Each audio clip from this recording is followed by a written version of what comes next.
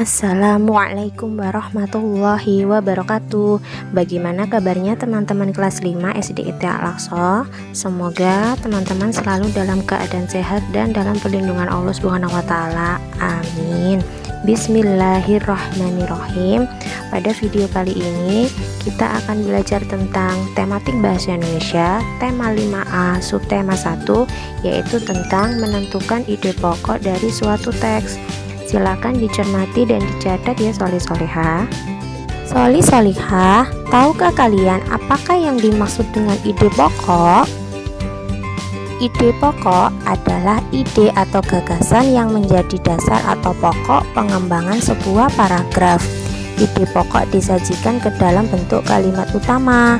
Kalimat utama yang memuat ide pokok ini bisa berada di awal paragraf, di tengah paragraf, atau di akhir paragraf. Sekarang Ustazah bertanya, bagaimana cara menentukan ide pokok? Cara menentukan ide pokok adalah sebagai berikut. 1. Membaca kalimat dalam paragraf satu demi satu. 2. Menentukan inti paragraf tersebut. Inti paragraf itulah yang disebut ide pokok atau pikiran utama. Ustazah kasih contoh. Mari kita baca teks berikut ini.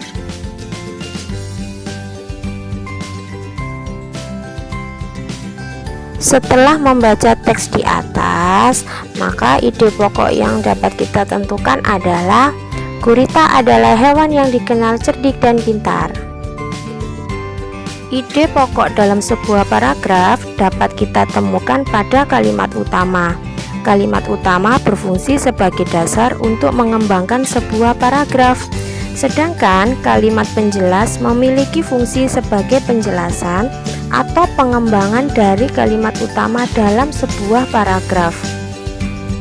Intinya, dalam sebuah paragraf hanya ada satu kalimat utama, sedangkan selebihnya merupakan kalimat penjelas atau disebut juga dengan kalimat pendukung. Nah, sekarang Ustazah jelaskan ciri-ciri kalimat utama dan ciri-ciri kalimat penjelas. Kita belajar ke ciri-ciri kalimat utama dulu ya soli-solihah. 1. Kalimat utama dapat berdiri sendiri dan memiliki arti yang luas. 2. Kalimat utama biasanya berada di awal paragraf atau disebut deduktif, namun terkadang juga berada di akhir paragraf atau disebut induktif. 3. Kalimat utama berisi suatu permasalahan yang dapat dikembangkan lebih rinci lagi. 4. Kalimat utama merupakan pernyataan yang bersifat umum dan dapat dikembangkan lagi. Sedangkan ciri-ciri kalimat penjelas. 1. Kalimat penjelas merupakan pendukung kalimat utama. 2. Kalimat penjelas menjelaskan topik. 3. Dalam penjelasannya, kalimat ini membutuhkan penghubung seperti kata bahkan, misalnya, contohnya, agar tercapai keterkaitan antar kalimat. Alhamdulillahirabbil alamin.